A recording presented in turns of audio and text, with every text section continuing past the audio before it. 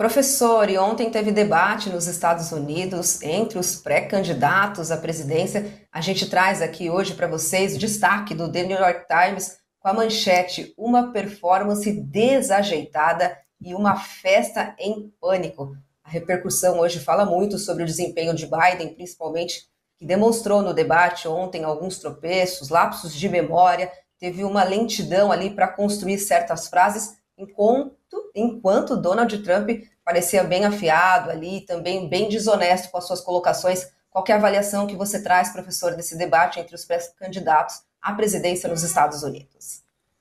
Bom, muita coisa. Eu, evidentemente, assisti, né, ao vivo. Deve ter dado uma audiência mundial fenomenal, né? Porque o mundo está de olho nessa sucessão, né? Porque ele não tá, ali não está elegendo o presidente de um país, está elegendo também, ao mesmo tempo, o chefe de um império que vai querer continuar dominando, ter hegemonia no mundo, mas já não consegue mais, né? Que vai fazer tudo o que for possível para defender as empresas e os interesses dos Estados Unidos e manter a sua moeda como moeda do comércio internacional, coisa que ele já não consegue mais. Então está tudo isso em jogo, né? Mas olha, um debate lamentável.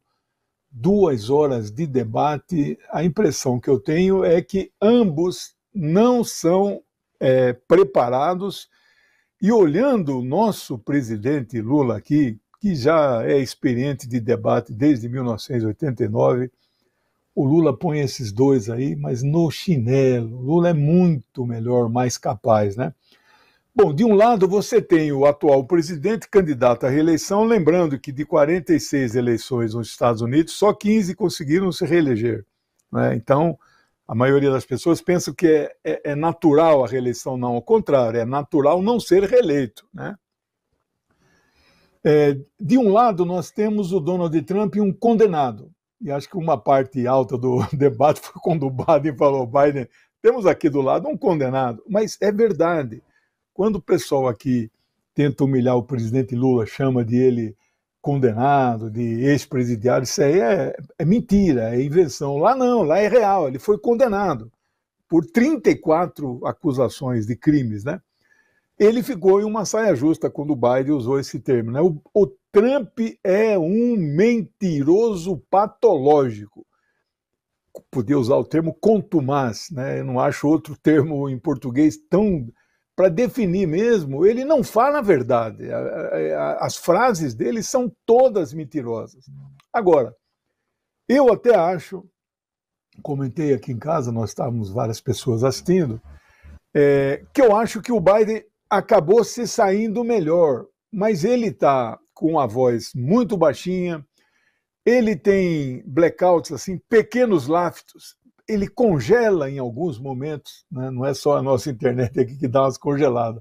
O Biden, às vezes, isso é um problema, não é? Eu costumo dizer que senilidade, aí não é opinião minha, né? É ciência. Senilidade é uma doença. Nem todos os velhos são acometidos por isso, né? Eu acho que o Biden dá sintomas desse tipo de doença, uma senilidade. Eu acho que ele demonstrou dificuldades cognitivas, não é? Bom, sobre o debate em si, chama a atenção, acho que foram 5 blocos. O primeiro bloco, um bloco de costumes, um assunto que nada tem a ver para o desenvolvimento sociopolítico e econômico de qualquer país no mundo. Discutir um aborto por quase meia hora. É claro que o Biden, expressando opiniões mais ao lado das mulheres, que as mulheres têm o direito, etc. E o Trump, nessa linha aqui do Brasil, do messianismo, do neopentecostalismo de extrema-direita. Então, lamento esse tipo de coisa. Agora, pouco se debateu sobre a política externa dos Estados Unidos. E um exemplo, a questão palestina, que é hoje a principal questão no mundo. Isso não é opinião minha, é opinião do presidente da China, presidente de um país de 1,5 bilhão de pessoas. A causa palestina é a causa mais importante do mundo. Não aparece no debate. A palavra Palestina apareceu uma única vez quando o Trump falou em tom jocoso e humilhante para o Biden: olha aí, ele parece um palestino. O que significa? O que ele quis dizer, ele parece um palestino, né? Então, é uma barbaridade. Do ponto de vista econômico, pouco se apresentou em termos de projeto. No entanto, o Biden manteve a tradição do seu partido de ser mais distributivista e menos a favor de concentração de renda. Então, ele disse que vou taxar, sim, as grandes fortunas. E o Trump bate de frente, porque ele mesmo é um bilionário e não quer pagar imposto, né? Bom, sobre a guerra na Ucrânia, não houve um debate, foi colateral, mas todas as vezes que apareceu esse assunto, o Trump dizia: se eu fosse o presidente em 2022, esta guerra não aconteceria. Aconteceu porque o atual presidente não tem moral e o presidente da Rússia não, né, viu que ele era um fraco e aproveitou essa situação. Isso aí é puramente um discurso eleitoral. Esses debates acontecem nos Estados Unidos. O primeiro deles foi em 1960, quando Kennedy debateu com Nixon pela primeira vez. Depois ficou 16 anos sem ter debate, né? 4 eleições. Só foi voltar a ter quando o Carter seria eleito em 1976. Muito bem. E aí, depois disso, nunca mais parou. A cada 4 anos, nós temos o debate.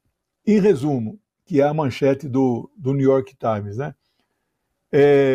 Um debate que, bom, primeiro que debate não muda voto, não muda o rumo das eleições, mas é um momento importante, as pessoas comentam, discutem, né?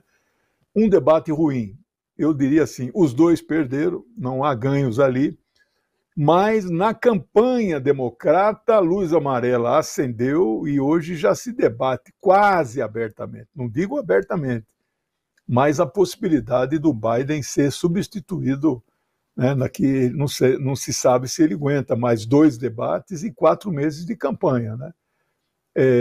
Surgiram memes aqui no Brasil daquele tio Paulo, aquele que a sobrinha levou o morto lá no banco, né? Eu acho isso degradante, né? Mas o Biden estava em dificuldade ali, né? 2 horas, inclusive, de pé, não é brincadeira, né? Ele é um senhor. A diferença de idade entre eles não é grande, viu? 3 anos. Um tem 78, o outro tem 81, não é? Mas o Trump demonstra mais vivacidade intelectual, né? Vamos acompanhar as repercussões.